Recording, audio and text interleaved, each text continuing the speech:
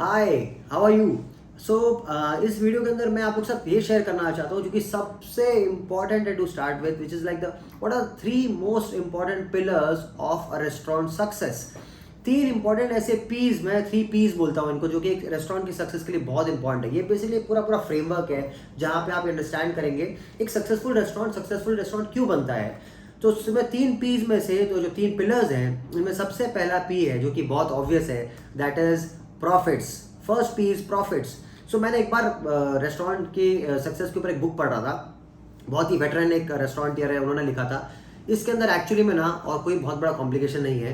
It is just that restaurant का formula simple है, sales minus expenses is equal to profits.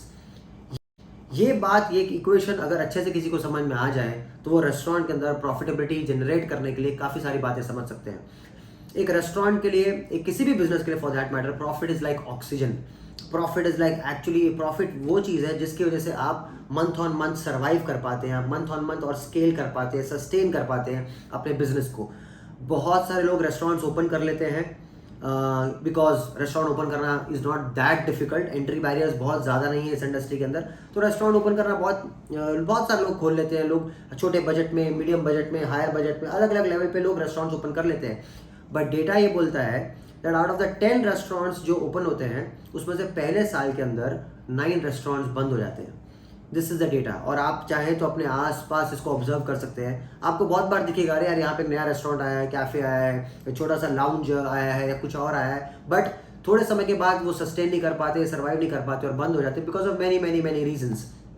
One of the important reasons is profit नहीं करते। अगर profit कर रहे होंगे तो बंद क्यों करेंगे ना।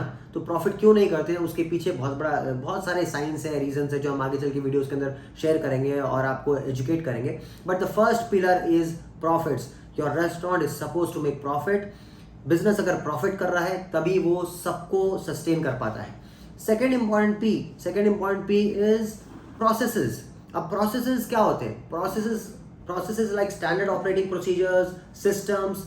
प्रोसेस कुछ नहीं है, बेसिकली काम करने का तरीका। ये जो इंडिया में अभी जब सब सीख रहे हैं और लोग बिजनेसेस कर रहे हैं, हर लेवल पे बिजनेस कर रहे हैं, small business, medium business, micro business, large business, हर तरीके का जो लोग बिजनेस कर रहे हैं, बहुत कम बिजनेसेस के अंदर इंडिया में रिटर्न प्रोसेसेस होते हैं। सब कुछ रिटर्न होता है। जितनी आप बड़ी कंपनीज देखते हैं ना, वहाँ पे सब कुछ रिटर्न होता है। एक एम्प्लॉय को, टीम मेंबर को कब क्या करना है, कैसे करना है, everything is return, everything is documented. But medium businesses के अंदर, माइक्रो बिजनेस के अंदर, स्मॉल बिजनेस के अंदर, रेस्टोरेंट्स के अंदर ये सारी चीज़ें रिटर्न नहीं होती है।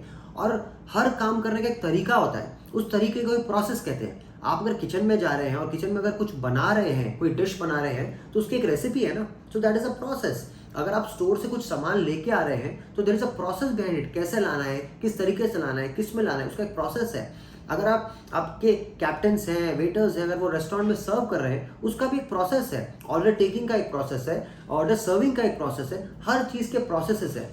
जो टीम्स, जो रेस्टोरेंट्स प्रोसेसेस के हिसाब से ऑपरेट करते हैं, वहाँ पे रिजल्ट्स भी कंसिस्टेंट आते हैं, प्रिडिक्टेबल आते हैं।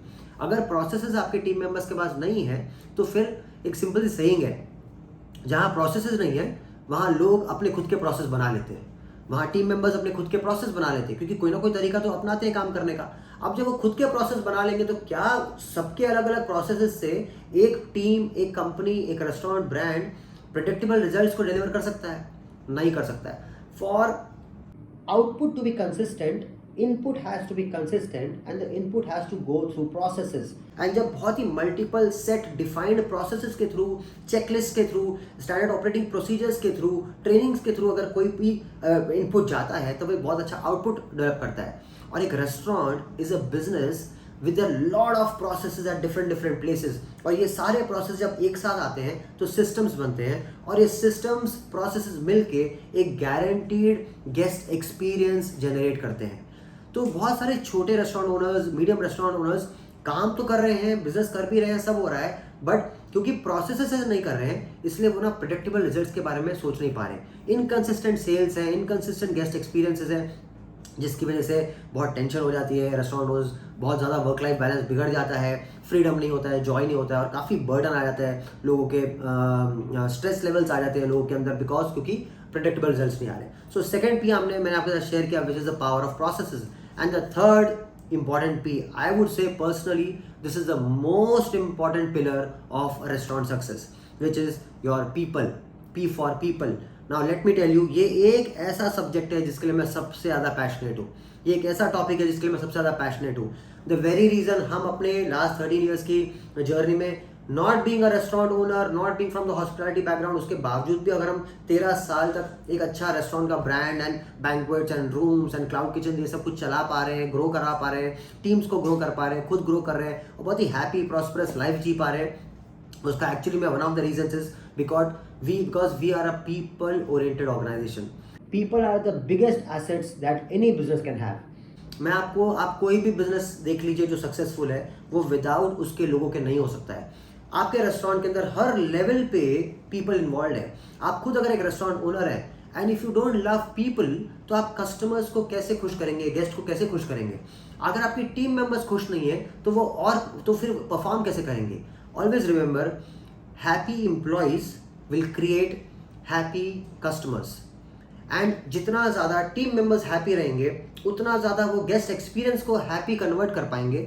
Happy customers will bring you more happy guests and that leads to loyalty, that leads to referability, word of mouth and lot of goodwill for your restaurant and for your business.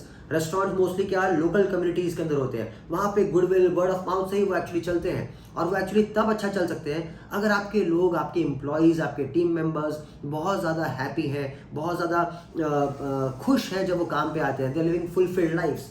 So the most important asset of your organisation which is your people. Please love them, please support them, encourage them and create an environment जहाँ पे सब लोग मिलकर grow कर सके along with the restaurant owner obviously. So 3 important P's I would just like to revise. First is the importance of profits. काम, बहुत सारे शेफ्स रेस्टोरेंट्स खोलते हैं, बंद हो जाते हैं. क्यों? बिकॉज उनको खाना तो बहुत अच्छा बनाना आता है पर प्रॉफिट्स के बारे में नॉलेज नहीं है, सिस्टम्स के बारे में नॉलेज नहीं है. So profits first P. Second is the processes, the power of processes and the power of systems. And the third, a very very important, I would say the most important P, which is your people. आपके team members, आपके guest, आपके stakeholders बहुत important है. So please let me know कैसा लगा आपको ये video in the comment section. I would want to know कि आप लोग क्या सोच रहे हैं, कैसे सीख रहे हैं, क्या और सीखना चाहते हैं, आप क्या चाहते हैं मैं किस बारे में और वीडियोस बनाऊं, कैसे मैं आपको और हेल्प कर सकूं, सर्व कर सकूं. So please let us know that in the comments. और अगर आपको सिंसियरली अच्छा लगा, if I was able to add some value, please give me a like button.